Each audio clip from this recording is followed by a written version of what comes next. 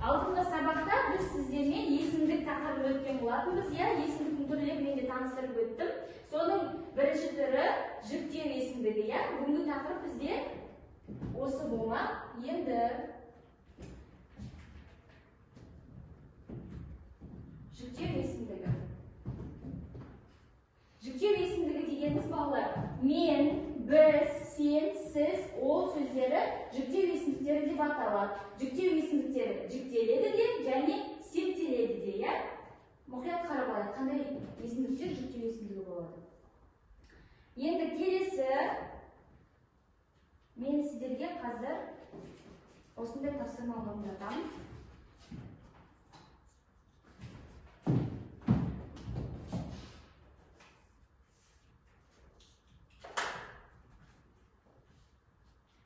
Балмұздақ әдісі деп аталады. Сіздер қазір кезек-кезек шығып, менің партамнан сөздерді таңдайсыздар, және ол сөздерге сұрақ қоя отырып, қай есімдікке жататынын анықтайсыздар.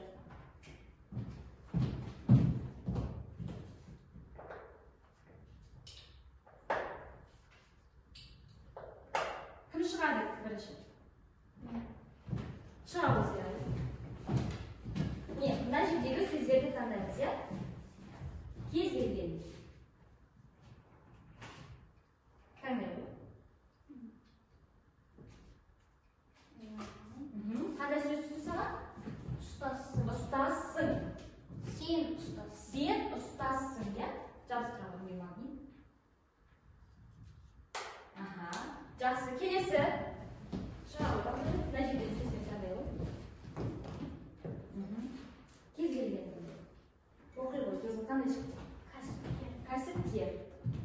Ал? Ол кәсіпкер. Ол кәсіпкер, өте жақсы. Келесі.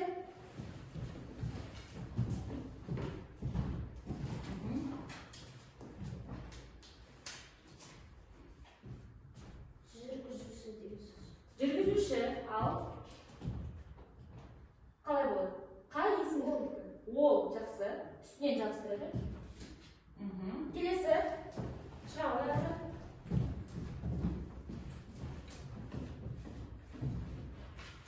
Қандай сөз? Баламын. Мен баламын. Өте жақсы. Келесі иманай сен шыққанысың. Бірнеше рет шығамыз, бұлар бізде мұнда сөз көп. Кез келген. Қандай сөз? Сіз. Сенде қандай сөз? Адамсыз. Адамсыз. Сіз адамсыз, не бар? Керек пе? Келесі, қайтадан.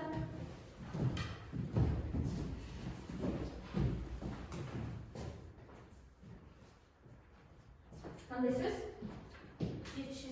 Күзетшісің. Сен күзетшісің. Өте жақсы. Келесі. Олар, сіздер, сендер, біз деген сөздерге қараңдар. Сатушысыз. Сатушысыз.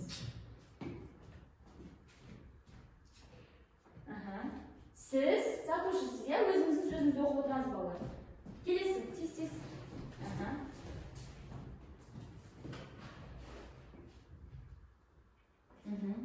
Қандай сөз? Ақынсыңдар. Сұрақ қойшы? Сендер ақынсың. Бұл қай түрде айтып тұр бізге? Жекеше ме? Көпше ме? Көпше түрде, Қандай жалпыға жалпыланып тұр сонда? Ақынсыңдар. Сендер ақынсыңдар.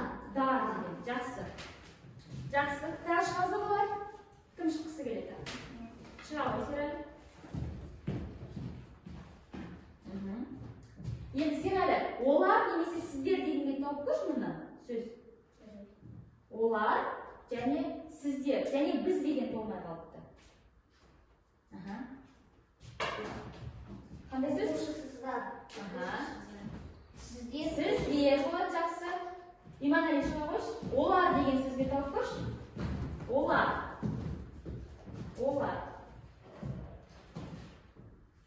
Қайсысы бұл? Олар.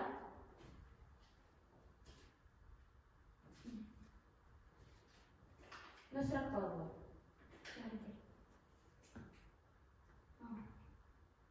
bu?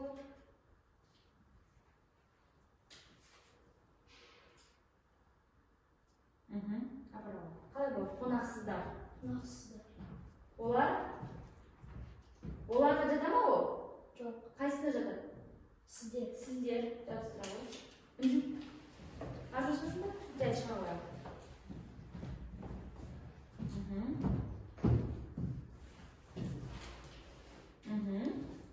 Ұстаз біз.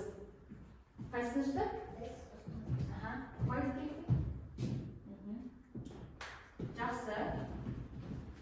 Жақсы балалар. Енді қазір мен сендерді осы тапсырма бойынша бағалап шығамын. Жақсы, өте жақсы.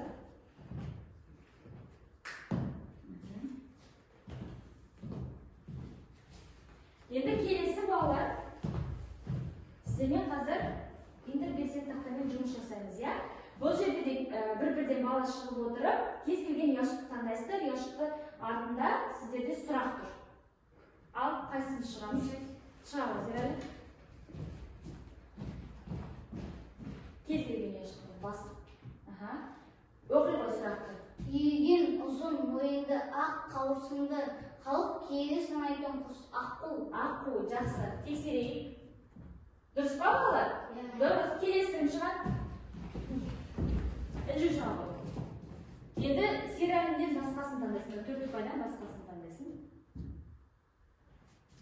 Ұзын тұмсығының астында қалтасы бар су құсы ол.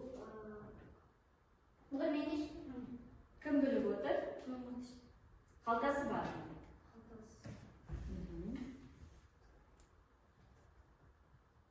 Иманы не? Бір қазан. Тексеріп қойып. Дұрыс па? Дұрыс. Келесі. Кім шығады? Шығады.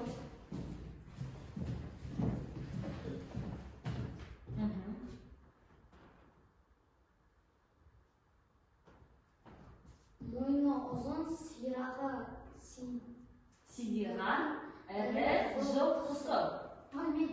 Сирағы ұзын дейді. Тырнақ дейді, ал көрейік тексер. Дұрыс па? Дұрыс. Келесі. Аржан шығады. Үнжесінде қайсыңдан бөліп? Мына шыққандан, иә? Сенде енді осы бар. Ал?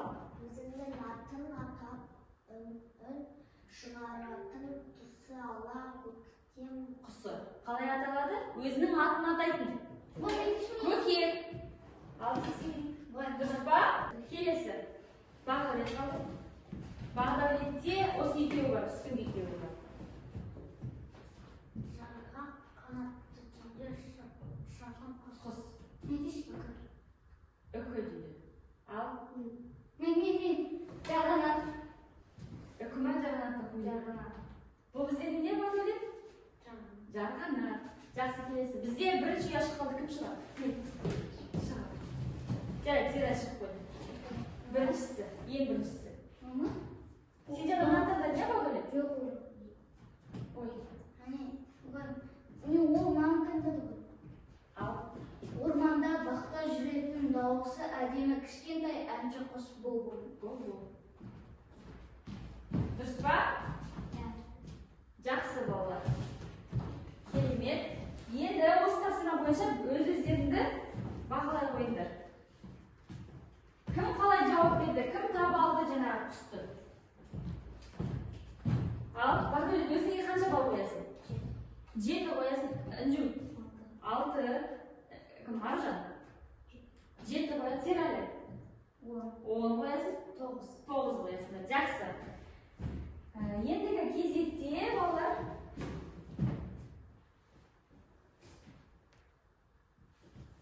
Қазір сіздермен тағы да бір тапсырма орындаймыз. Сөз құрау тапсырмасы.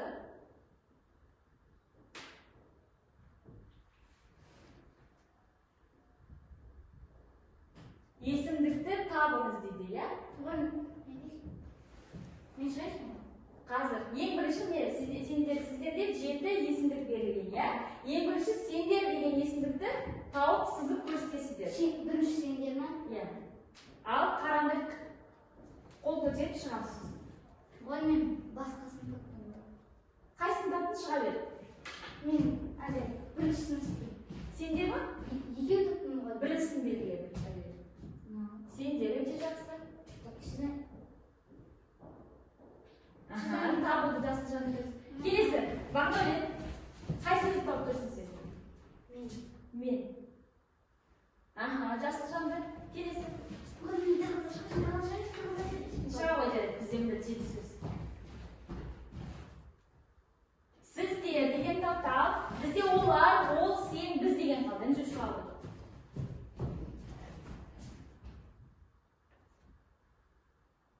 Жоқ, қате. Әрпі жоқ қой. Олар емес, сенде екінші есімдік шығады сол жерде. Қандай есімдік?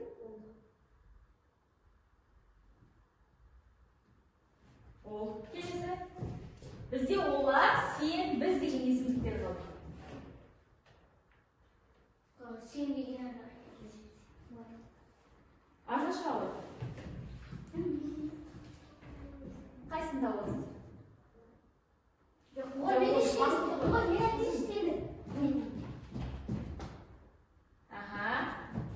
Аржан қарап көрші енді, біз бен олар деген қалды.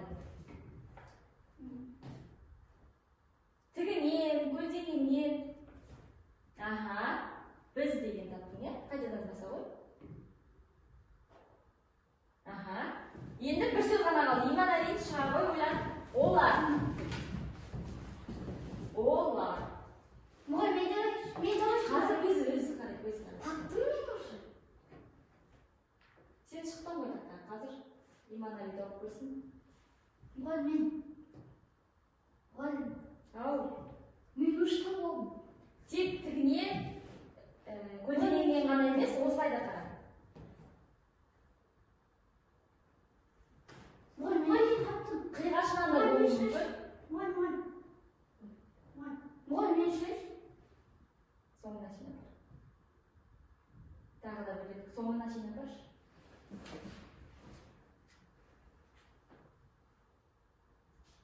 Тамаша, барлықтарын таптыңдар, бір орындардар. Бір-бірлеріне шапалақ соғып ойындар енді. Жақсы. Енді келесі тапсырма бізде дәптермен жұмыс болады. Бүгінгі күнді жазып алыңыздар, дәптерді ашып. Наурыздың бірі, сынып жұмысы. Сосын қазір сіздерге тапсырма беремін.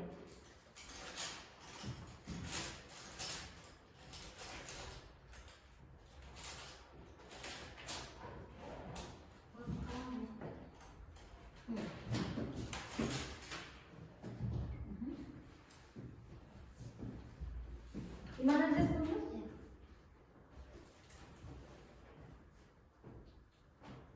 Мен жазып болдым.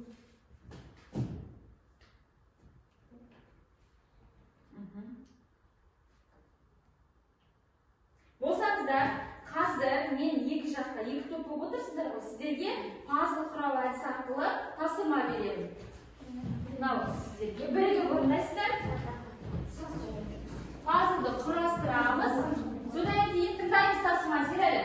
Пазлды құрап қойғаннан кейін қандай сурет шығар, сол сурет бойынша сіздер сөйлем құрайсыздар. Құраған сөйлемнің ішінде міндетті түрде біздің тақырып есімдік болу керек. Жақсы ма? Күрделі сөйлем құраймыз.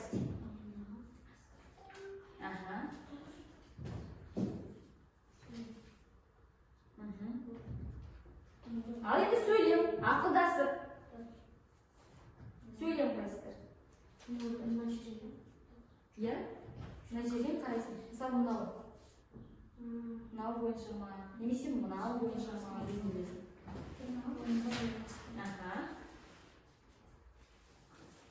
Ең бірінші Серәлі, Иманәлин. Сендерде ненің суреті шықты? Бізде мұғалімнің сөйлем. Мұғалім сурет. Ал қандай сөйлем құрадыңдар? Мен құрадым, біздің мұғаліміміз өте білімді. Өте білімді. Ол сөйлемдегі есімдік? Біздің. Жақсы. Иманәлин? Біздің мұғалімім сыпайы, сабақты жақсы түсіндіреді. Жақсы түсіндіреді. Сенде де есімдік қайсы болып тұр? Біздің. Жақсы.